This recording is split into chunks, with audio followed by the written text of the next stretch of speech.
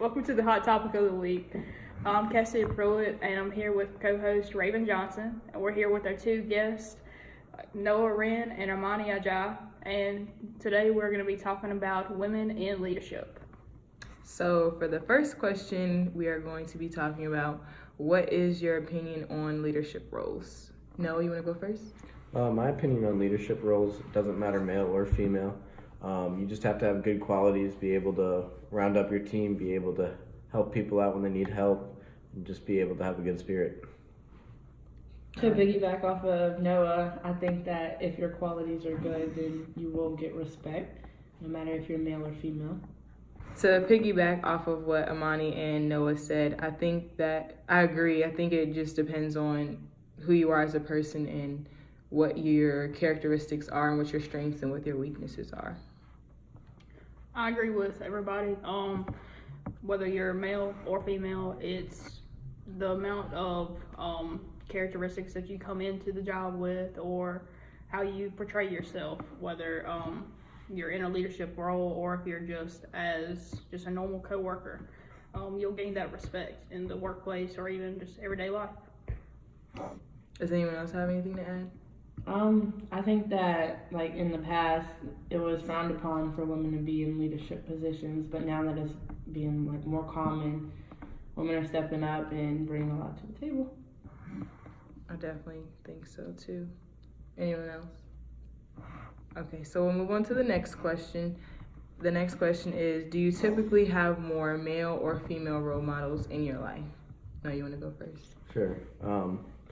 Me growing up as a boy, I always had more male role models just because I looked up to athletes, and most of the sporting events you see on TV are male sporting events. You don't really see women's sporting events. So that being said, I had more male role models, but I did have one female role model in my life, and that was my mother. She's a big impact on my life, and I wish I could do everything she does for me. So I like that. Again, like Noah said, I had a lot of male coaches growing up playing sports, so they were kind of sort of like role models to me, but I was fortunate enough to grow up with a mother, a single mother at that, so her being so strong and showing me she can be independent kind of made her like a primary role model in my life. I definitely agree. I think that growing up playing basketball, I think I looked up to more female,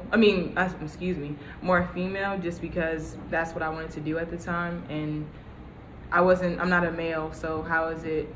It's hard to look at someone that's not you, so you wanted to be like the people that you were. I would say for me, growing up, I've kind of had more female role models in my life due to looking up to my mother primarily, and my grandmother, and seeing how strong they were and everything they did. But I did have a couple role models that were male, my brother, for example, and also a couple like coaches throughout my life through Taekwondo. But female was primarily my role models. Does anyone else have anything to add? Okay, so the last question is going to be, in the workplace, if chosen for a leadership role, who do you think gains more respect?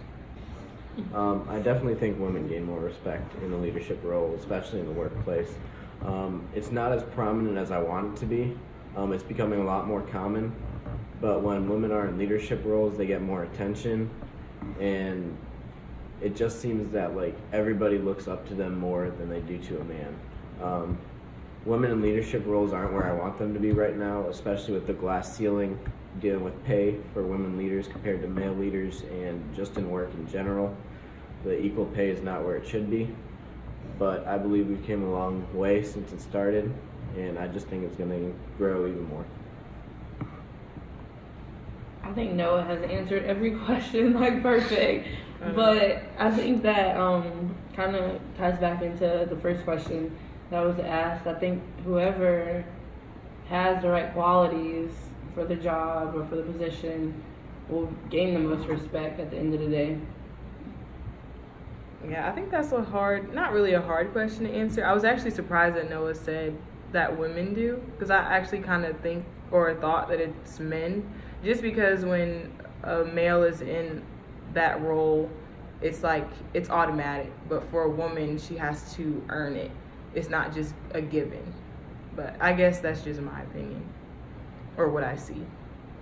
For me, I would normally say that it would be a male in this aspect, but hearing Noah answer it, it definitely changed my opinion.